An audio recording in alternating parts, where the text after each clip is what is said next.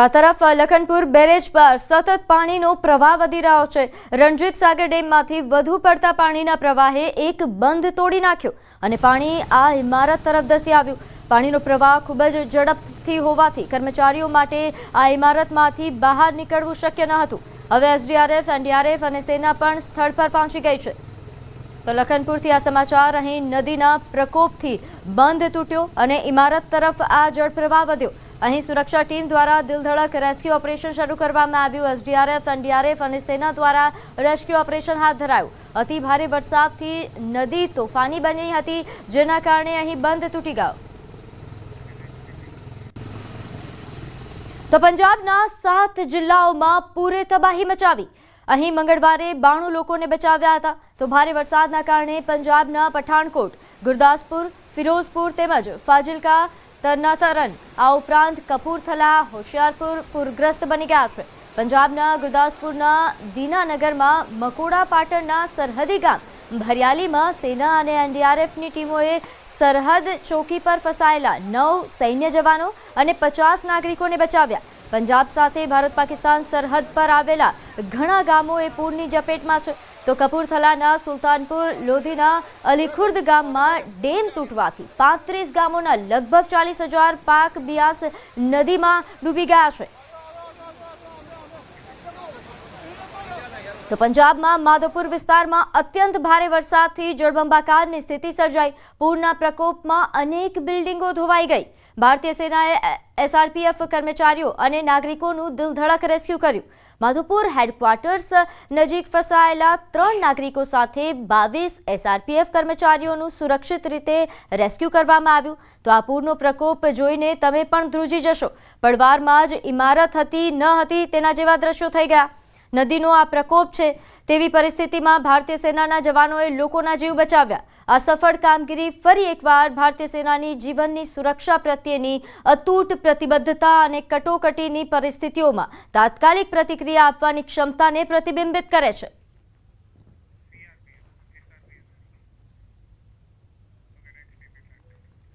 તો જમ્મુના જિયાપોટા ઘાટ ખાતે ચિનાબ નદીનું પાણીનું સ્તર સતત વધી રહ્યું છે અને તે ખૂબ જ ખતરનાક સ્થિતિમાં પહોંચી ગયું છે।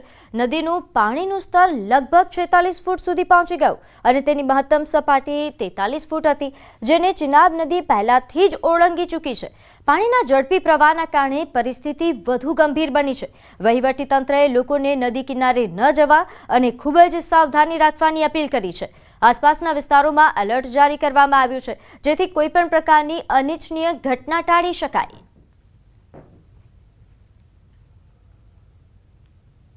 તો જમ્મુ કાશ્મીરના કઠુઆ જિલ્લામાં સતત વરસાદથી પરિસ્થિતિ ગંભીર બની છે। રાવી નદીમાં પૂર આવ્યું છે અને તેનું પાણીનું સ્તર ભયજનક સપાટીથી ઉપર વહી રહ્યું છે। છલકાતા રાવી નદીના આવા ચિત્રો ભાગ્યે જ પહેલા જોવા મળ્યા હશે। આ એક્સક્લુઝિવ ચિત્રોમાં સ્પષ્ટપણે જોઈ શકાય છે કે રાવી નદી કેવી રીતે વિકરાળ સ્વરૂપમાં વહી રહી છે। નદીનો ઝડપી પ્રવાહ આસપાસના વિસ્તારો માટે ખતરો બની ગયો છે। પરિસ્થિતિ એટલી વણસી ગઈ છે કે રાવી નજીક આવેલી સીઆરપીએફ કંપનીમાં પણ પાણી ઘૂસી ગયું છે।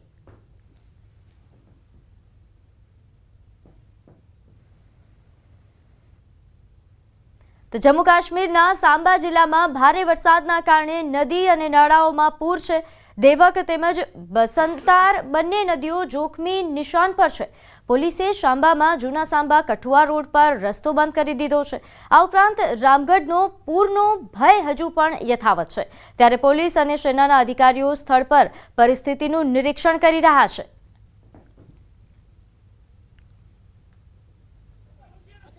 તો હાલ જમ્મુ કાશ્મીરમાં વરસાદે ભારે તારાજી સર્જી છે।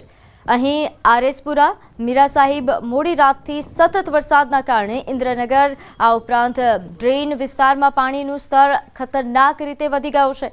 પરિસ્થિતિની ગંભીરતાને જોતા વહીવટીતંત્રએ સલામતી માટે પુલની બંને બાજુથી વાહન વ્યવહાર સંપૂર્ણપણે બંધ કરી દીધો છે।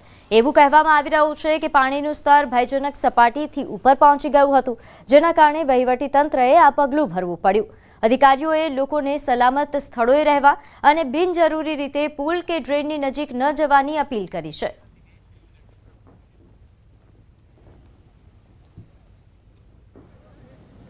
તો જમ્મુ પઠાણકોટ રાષ્ટ્રીય ધોરીમાર્ગ પર એક મોટી દુર્ઘટના ટળી ગઈ। સાંબા જિલ્લાના વિજયપુર વિસ્તારમાં દેવક નદી પર બનેલા પુલનો એક થાંભલો તૂટી પડ્યો, જેના કારણે વહીવટીતંત્રએ તાત્કાલિક હાઈવે પરનો ટ્રાફિક સંપૂર્ણપણે બંધ કરી દીધો। ઘણા વાહનો કલાકો સુધી ફસાયેલા રહ્યા। પરિસ્થિતિ જોઈને વહીવટીતંત્ર અને પોલીસે વૈકલ્પિક વ્યવસ્થા કરી, તેમજ લગભગ 4 કલાક પછી દિલ્હી અમૃતસર કટરા એક્સપ્રેસ વે પર બનેલા નવા પુલ પરથી વાહન વ્યવહાર ખુલ્લો કરવામાં આવ્યો। હાલમાં હાઈવે પર ટ્રાફિક ધીમે ધીમે સામાન્ય થઈ રહ્યો છે, પરંતુ પુલનું ટેકનિકલ નિરીક્ષણ ન થાય ત્યાં સુધી જૂનો પુલ બંધ રહેશે। તો આ તરફ અખનૂરથી મોટા સમાચાર આવ્યા છે, જ્યાં ચિનાબ નદીનું પાણીનું સ્તર ઝડપથી વધીને એલર્ટ લેવલ પર પહોંચી ગયું છે। હાલમાં નદીનું પાણીનું સ્તર 32 ફૂટ નોંધાયું છે, જે વહીવટીતંત્ર દ્વારા નક્કી કરાયેલા ચેતવણી સ્તર સુધી છે। પરિસ્થિતિને જોતા પોલીસ અને વહીવટીતંત્રએ તાત્કાલિક એલર્ટ જારી કર્યું છે અને લોકોને નદી કિનારે જવાનું ટાળવાની અપીલ કરી છે। તો સલામતીને ધ્યાનમાં રાખીને પોલીસ નદી કિનારે હાજર લોકોને સતત દૂર કરી રહી છે, જેથી કોઈપણ પ્રકારની અનિચ્છનીય घटना टाળી શકાય।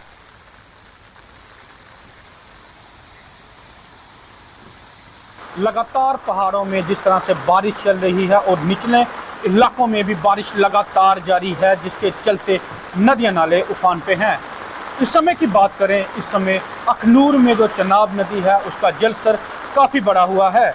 अलर्ट लेवल की बात करें तो 32 के करीब चनाब नदी का अलर्ट लेवल था, और अभी की बात करें तो चनाब नदी का जो जल स्तर है वह लगातार अलर्ट लेवल के पास पहुंचा है। आप ठीक तस्वीरों में देख सकते हैं, ये चनाब नदी है। चनाब नदी का जल स्तर काफ़ी बढ़ा हुआ है। अब ये सामने देख सकते हैं कि यहाँ पे लोग जब चनाब नदी का पानी ज़्यादा नहीं था, जल स्तर ज़्यादा नहीं था, तो लोग जहाँ पर बैठा करते थे सुबह और शाम चनाब नदी का लुत्फ़ लेते थे। पर अब जिस तरह से चनाब नदी का जलस्तर बढ़ा हुआ है, ये सीढ़ियाँ भी चनाब नदी की लपेट में आ गई हैं, और उसके चलते चलते आप देख सकते हैं कि मंदिर के पास पानी पहुंचने वाला है। और ये जो आप लकड़ियाँ देख रहे हैं, जो चनाब नदी से बह के आई हुई हैं। ठीक हम आपको तस्वीरें दिखा रहे हैं, ये जिया पोता घाट है, यहाँ पे लोग सैर करते थे, पर अब कहीं ना कहीं चनाब नदी का जो जलस्तर है वह इस पे फिर गया है। लगातार प्रशासन की तरफ से लोगों को अवेयर किया जा रहा है कि वह चनाब नदी के किनारे ना जाएं। निचले इलाकों की बात करें तो लगातार गांव-गांव जाके लोगों को अवेयर किया जा रहा है कि वह अपने आप को चनाब नदी से दूर रखें और अपने आप को सतर्क रखें। पुलिस प्रशासन की बात करें, पुलिस प्रशासन द्वारा भी लाउड स्पीकर लगा के गाड़ियों में बैठ के और यहाँ गांव में जाके लोगों को अवेयर कर रहे हैं, क्योंकि चनाब नदी का जो जलस्तर है काफ़ी बढ़ा हुआ है और ख़राब मौसम, लगातार बारिश चल रही है। बात करें शहर की, जहाँ निचले इलाकों में लगातार लोगों को अवेयर किया जा रहा है कि चनाब नदी से दूरी बनाए रखें और अपने आप को अलर्ट रखें। अभी की बात करें तो चनाब नदी का जो जलस्तर है बढ़ा हुआ है, अलर्ट लेवल के पास पहुंचने वाला है। लगातार बारिश चल रही है और लोगों को अवेयर किया जा रहा है प्रशासन द्वारा। न्यूज़ 18 के लिए सुनिल बाबू, अखनूर। તો જમ્મુ કાશ્મીરમાં ભારે વરસાદ પડી રહ્યો છે। ઠેર ઠેર ભૂસ્ખલન તથા પાણીના ભરાવના કારણે લોકો હાલાકી ભોગવી રહ્યા છે। જમ્મુમાં આવેલ તવી પુલ તૂટી પડ્યો છે। તવી પુલનો કેટલોક ભાગ તૂટી પડ્યો છે, જેના દ્રશ્યો સામે આવ્યા છે। તો તવી પુલ તૂટી પડતા અહીં આસપાસના વિસ્તારોને એલર્ટ કરાયા।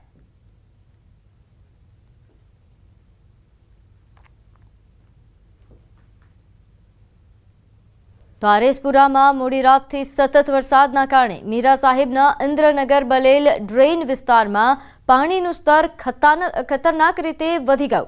પાણીનું સ્તર વધવાના કારણે વિસ્તારના કેટલાક લોકો અને પશુઓ ડ્રેઇનમાં ફસાઈ ગયા। પરિસ્થિતિની ગંભીરતા જોઈને પોલીસ સ્ટેશનના ઇન્ચાર્જે ઘટના સ્થળે પહોંચીને બચાવ કામગીરી શરૂ કરી। આ દરમિયાન સૌપ્રથમ તેમણે પાણીમાં ફસાયેલા એક મૂંગા ઘોડાને સુરક્ષિત રીતે બચાવ્યો, જે સતત વધતા પાણીના સ્તરના કારણે ડૂબવાની આરે હતો। પોલીસ સ્ટેશનના ઇન્ચાર્જ અને તેમની ટીમ દ્વારા તત્પરતા દાખવીને બાદમાં ફસાયેલા લોકોને પણ સલામત રીતે સ્થળોએ ખસેડવામાં આવ્યા।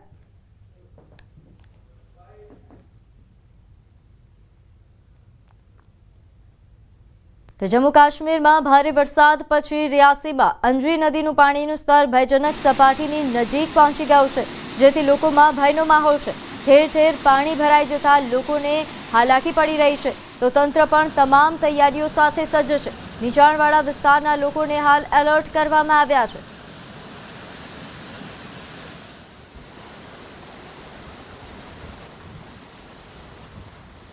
તો હવામાન વિભાગે આગામી 40 કલાકમાં જમ્મુ વિભાગમાં ખૂબ જ ભારે વરસાદની આગાહી કરી છે. ભારે વરસાદના કારણે જમ્મુ અને કાશ્મીર સરકારે આવશ્યક સેવાઓ તેમજ કાયદો અને વ્યવસ્થાના વિભાગો સિવાય તમામ શૈક્ષણિક સંસ્થાઓ અને કચેરીઓ બંધ રાખવાનો આદેશ આપ્યો છે. તે જ સમયે બસંતાર, તાવી અને ચિનાબ નદીઓનું પાણીનું સ્તર ચેતવણીના સ્તરે પહોંચી ગયું છે. લોકોને નદી કિનારાના પૂરગ્રસ્ત વિસ્તારોથી દૂર રહેવાની સલાહ આપવામાં આવી છે. સમાચારમાં આગળ વાત કરીએ. ડાંગના વઘઈના ઘોડી ગામે આવેલ ટાવર પર મહિલા ચડી ગઈ. મોબાઈલ ટાવર પર ચડી ગયેલી મહિલા અસ્થિર મગજની હોવાનું બહાર આવ્યું છે. વઘઈ પોલીસે હેમખેમ મોબાઈલ ટાવર પરથી તેને નીચે ઉતારી હતી. વઘઈ પોલીસે અસ્થિર મગજની મહિલાના પરિવારને સોંપી દીધી છે, પરંતુ આ દ્રશ્યો ચોંકાવનારા છે. ટાવર પર મહિલા ચડી હતી. થોડા સમય માટે અહીં ચકચાર મચી જવા પામી હતી. જોકે પોલીસ દ્વારા સુરક્ષિત રીતે મહિલાને નીચે ઉતારવામાં આવી. તો સુરતના સેન્ટ્રલ લાજપોર જેલમાંથી મોબાઈલ મળી આવ્યા. જેલમાંથી 4 મોબાઈલ ફોન મળી આવ્યા છે. સરપ્રાઇઝ ચેકિંગ દરમિયાન ભાંડો ફૂટ્યો. અગાઉ પણ મોબાઈલ અને ચાર્જર મળ્યા હતા અને આજે ફરી પાછા મોબાઈલ ફોન મળી આવતા અનેક સવાલો ઉઠ્યા. તો સંઘ પ્રદેશ દમણમાં પોલીસની શરમજનક હરકત સામે આવી છે. દમણમાં પીએસઆઈ સહિત પોલીસ કર્મચારીઓએ પર્યટકોનું અપહરણ કરી ખંડણી માંગી, જેનો આરોપ લાગ્યો છે. બારડોલીથી દમણમાં દારૂ પાર્ટી માટે આવેલા 3 પર્યટકોને પોલીસની ઓળખ આપીને 25 લાખની ખંડણી માંગવામાં આવી અને આખરે 10 લાખમાં ડીલ થઈ. પર્યટકોએ રોકડા 7 લાખ આપ્યા અને 3 લાખ બાદમાં આપવાનું કહીને તેમને મુક્ત કરવામાં આવ્યા. ભોગ બનેલાઓએ દમણના કડૈયા પોલીસ સ્ટેશનમાં ફરિયાદ નોંધાવી. આ ઘટનાની જાણ થતાં જ સાંસદ ઉમેશ પટેલે પણ ગંભીર પ્રતિક્રિયા આપી છે.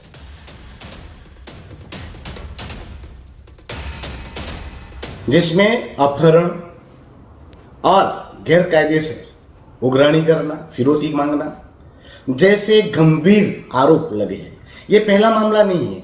ये पीएसआई पर पहले भी सीबीआई ने एफआईआर की थी, पर वो मुख्य आरोपी भी बने थे, मगर वहाँ केस डिस्चार्ज हो गया. वो मजे की बात है.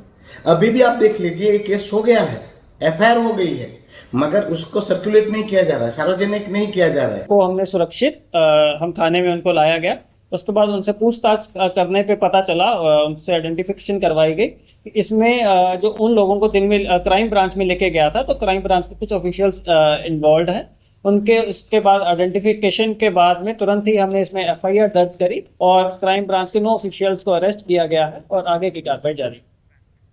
તો આ તરફ દાહોદમાં ધોળા દિવસે લૂંટની ઘટના બની. સિંગવડ તાલુકાના ડબુડી ગામે ધોળા દિવસે લૂંટની ઘટના બની. ચોર ટોળકી દ્વારા રસ્તામાં આંતરીને લોખંડની ટામી વડે હુમલો કરવામાં આવ્યો. આંખમાં મરચાની ભૂકી નાખીને લૂંટની ઘટનાને અંજામ આપ્યો. સિંગવડ નગરમાં સોના ચાંદીનો ધંધો કરી પોતાની દુકાન બંધ કરીને ઘરે પરત ફરતા સમયે વેપારી સાથે આ ઘટના બની. વેપારી પોતાના ઘરે મોટી બાંડી બાર જતા હતા, જ્યાં લોકટોળા દ્વારા 2 વ્યક્તિને પકડી પોલીસના હવાલે કરવામાં આવ્યા છે. ઘટનાની જાણ થતાં જ રણધીકપુર પોલીસ ઘટના સ્થળે પહોંચી હતી અને કાર્યવાહી હાથ ધરાઈ.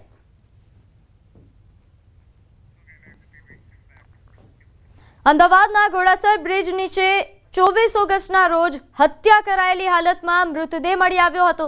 જે મામલે પોલીસે હત્યા કરનાર કિશોરને નજરકેદ કર્યો છે. પૈસાની લેતી દેતીમાં હત્યા થયા હોવાનું પોલીસ તપાસમાં સામે આવ્યું. આરોપીએ છરીના ઘા મારી હત્યા કરી. પોલીસ તપાસમાં મૃતકનું નામ જાવેદ ખાન ઉર્ફે કલ્લુ જમીર ખાન પઠાણ હોવાનું સામે આવ્યું. મૃતક છેલ્લા 7 મહિનાથી ઘોડાસર બ્રિજ નીચે રહેતો હતો. મૃતક અને આરોપી 6-7 મહિનાથી એકબીજાના સંપર્કમાં હતા. મૃતકે અગાઉ પણ 3-4 વખત રૂપિયા લઈ પરત આપ્યા ન હતા. રૂપિયા પરત આપવાનું કહેતા મૃતકથી રૂપિયાની સગવડ થઈ ન હતી અને બાદમાં ઝઘડો કરીને ગળા અને પેટના ભાગે છરી મારી મોતને ઘાટ ઉતાર્યો. સંઘર્ષમાં રહેલ બાળ કિશોરની પૂછપરછ કરવામાં આવી ત્યારે જાણ થઈ કે આ કૃત્ય કરવા પાછળ તે આ જે મરણ જનાર વ્યક્તિ છે તેને છેલ્લા 6-7 મહિનાથી ઓળખતા હતા. ઘણીવાર અવારનવાર સાથે પણ ફરતા હતા. પણ આ જે મરણ જનાર વ્યક્તિ છે તેઓ પાસેથી આ પૂર્વ પણ 3-4 વખત પૈસા જરૂરિયાત હોવાની માંગણી કરીને પૈસા લઈ લેતા હતા અને પરત ન આપતા હતા. સુરતના અમરોલીમાં 3 વર્ષના બાળકનું અપહરણ કરી હત્યા કરનાર ઝડપાયો. મુંબઈના બીકેસી વિસ્તારમાંથી સુરત ક્રાઇમ બ્રાન્ચ અને અમરોલી પોલીસે આરોપીને ઝડપી પાડ્યો.